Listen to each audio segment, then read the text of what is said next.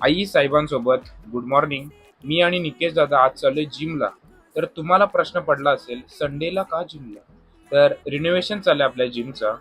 पूर्णपणे रिनोव्हेशन, नवीन लुक बघायला भेटणार आहे तुम्हाला.